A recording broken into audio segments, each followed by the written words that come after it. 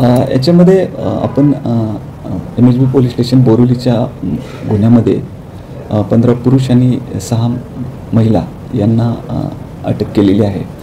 या गँगची मोडस अशी एक जवळपास आज मार्केटमध्ये 12 प्रकारचे डेटिंग ॲप्स आहेत। तर त्या ॲपवरती हे फेक प्रोफाईल बनवतात आणि या आरोपींनी यापूर्वीसुद्धा मागील वर्षी गुन्हे केले होते। काही त्याच्या पार्टनरने सुद्धा हे नवीन आता गँग ओपन केलेले आहेत। तर त्यांनी त्यांच्या काही मैत्रिणी दिल्ली उत्तर प्रदेशवरून बोलवल्या।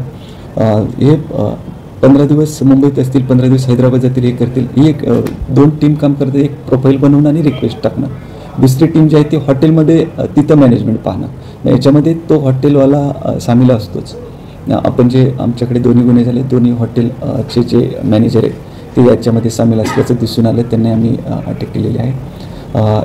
मुली शक्यतो त्यांची जी टीम आहे, एक टीम, तर ती राईट रिक्वेस्ट टाकत राहतात आणि त्याच्यातून रिक्वेस्ट मॅच झाल्यानंतर त्यामध्ये चॅटिंगचं काम तीच टीम करते आणि जर बोलायचं असेल तर ते त्या मुलीला फोन देऊन त्या कस्टमरशी बोलायला लावतात समोरच्या, आणि मग कुठंतरी लोकेशन त्यांच्या जवळचं यांचं जे ठरलेलं हॉटेल असेल तिथलंच राहील आणि नंतर ते त्याच हॉटेलचं सुद्धा लोकेशन देतं आणि तिथे बसल्यानंतर मग हे ऑर्डर केलं जातं, ते केलं जातं, ते केलं। जनरली एक 5-6 हजाराचं जरी ते बिल होणार असेल ते 25 ते 30 हजारावर नेलं जातं आणि त्यातले 50% तो मॅनेजर त्याचा तो शेअर असतो, त्याच्यामध्ये 50% यांचा शेअर राहतो।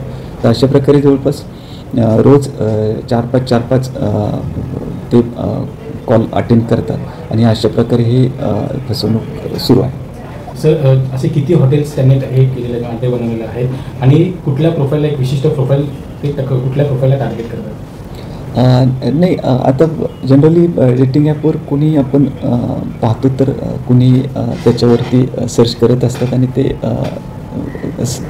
त्यानुसार त्यांचं ते डेटिंगवर जाण्याचं ठरत असतं। बोरिवलीमध्ये पाहाल तर आपल्याकडे बोरिवली आणि मालाड आणि बांगूरनगर याच्यामध्ये 3 हॉटेल जे आहेत त्या ठिकाणी यांनी मॅनेजरशी टाईप केलेलं होतं। यामध्ये आपल्याला तक्रार प्राप्त होताच तेवढे सिरियसली आपण ह्या घटनेकडे पाहिलं आणि ही गँग आपल्याला मिळालेली आहे।